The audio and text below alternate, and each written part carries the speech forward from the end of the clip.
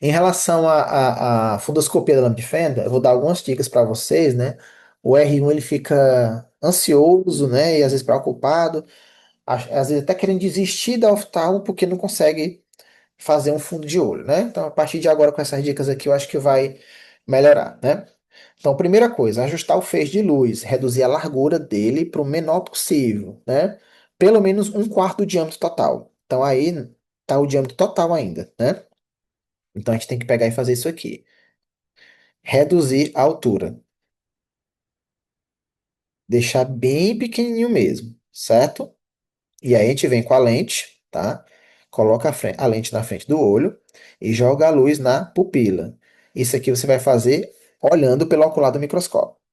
Inicie com ampliação baixa e depois uma baixa ampliação, uma baixa intensidade da luz, uma baixa a alturazinha do feixe pequeno.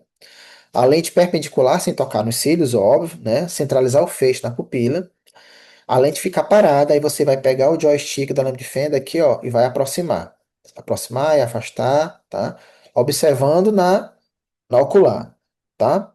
E aí depois que você começa a observar as estruturas, aí você vai ampliar o zoom da lâmpada de fenda e pedir para o paciente olhar nas direções, dependendo do que você quer ver. A gente sempre começa observando pelo nervo óptico. Então, eu tô olhando o olho direito dela aí, eu peço para ela olhar na minha orelha direita, tá certo? Aí o olho dela vai para a região nasal, não é isso? E aí você consegue ver o nervo óptico, tá certo? Outra coisa que você pode usar, aqui embaixo, ó, tem uma alavancazinha. Você pode também inclinar a lâmpada de fenda desse jeito, tá certo? E isso ajuda também a ver fundo de olho, tá? Eu, na minha rotina, não preciso fazer isso, né? Mas vocês podem testar e ver como é que fica para vocês, tá? Na hora que forem tentar ver o fundo de olho do paciente, tá bom? Uma coisa que eu gosto de fazer, às vezes, dependendo do paciente, é fazer essas inclinações na lente, tá? Então, às vezes, quando o paciente tem opacidades na lente intraocular, tem catarata, fazer esse movimento de inclinação da lente, às vezes, ajuda também a focar, tá? E fica mais uma dica para vocês aí. Essa é a imagem que vocês vão ver quando estiverem fazendo a fundoscopia. O feixe tem que estar assim, ó, pequenininho na hora de passar na pupila quando ela não estiver dilatada. Aí você vem com a lente, tá? E aí você foca, pede para o paciente olhar na sua orelha, e a primeira estrutura que você tem que observar é o nervo óptico. E aí a gente vai tentando focar. O nervo óptico já está aparecendo aí. Focou, aí você dá um zoom, tá? Vai tentando focar, pedindo para o paciente sempre olhar na sua orelha, tá certo? Até você conseguir observar o nervo óptico em detalhes, tá? E aí você pode dizer para o paciente, ó, se der vontade, você pisca um pouquinho, mas mantenha o olhar na direção do que eu estou pedindo aqui, tá? Você pode baixar um pouquinho também a iluminação da lâmpada de fenda para não ficar aquela luz muito forte no começo, tá? E aí depois você aumenta a luz para ver um detalhe ou outro. Depois de ver o nervo óptico, que é o paciente olhando na sua orelha, você diz assim, olha na luz. Aí, pam, a luz foca bem na mácula, tá bom? E existem várias lentes que a gente pode usar, de 90, 78, 60, superfield, de 20, né? Quando a gente fala que a lente é de 90, é porque os raios formam 90 graus entre eles. 78 é 78, 60 é 60 e 20 é 20, tá? Além de 90, ela tem ó, um campo amplo e uma magnificação baixa, tá certo? Então é bom para exame mais rápido, pupila pequena. Então é muito bom para pupila pequena para quem está começando, tá bom? Então, para quem está no R1, assim, o ideal seria começar com a lente de 90, tá?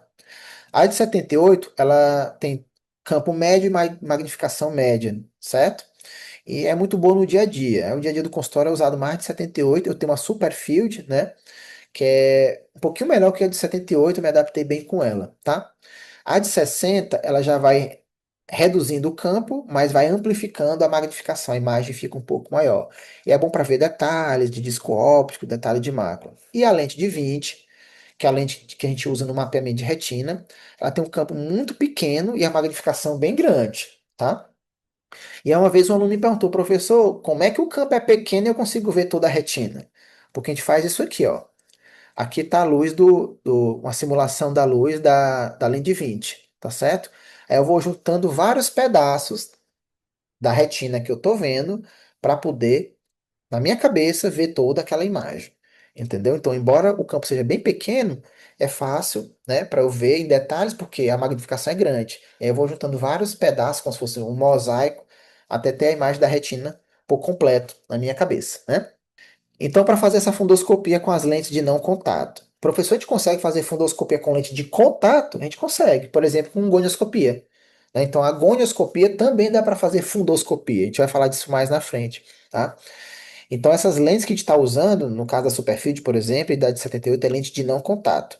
Vantagem, tem um campo amplo, nos dá uma visão de estereoscopia, né, útil para ver profundidade, avalia regiões mais periféricas quando a pupila está dilatada. Então, com a lente 78, por exemplo, você pode botar ela lá e ficar mexendo, pedir para o paciente olhar para cima, olhar para baixo, e você movimentar o joystick, né? E até movimentar a lente.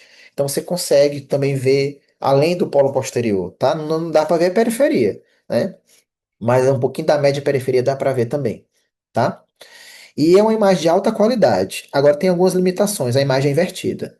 Então, para quem está começando, né, saber que o que está em cima está embaixo, o que está à direita está à esquerda, no início é difícil. Depois, para os R1s aí, fiquem tranquilos. Depois vira uma coisa natural, né?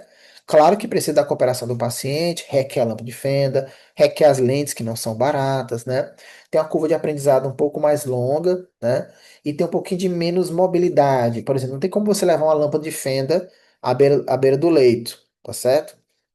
A não ser que seja uma lâmpada de fenda portátil. Aí você tem que levar, por exemplo, um oftalmoscópio direto, né? Que não dá uma imagem em 3D, né? Com estereopsia, mas é portátil, né? E você consegue fazer à beira do leito, tá certo? Precisa de treinamento também, claro, né? E a diferença é que a oftalmoscopia é direta, então a imagem não é invertida, tá? Mas no nosso dia a dia a gente usa a fundoscopia com a nossas lentes, né? Na lâmpada de fenda, certo?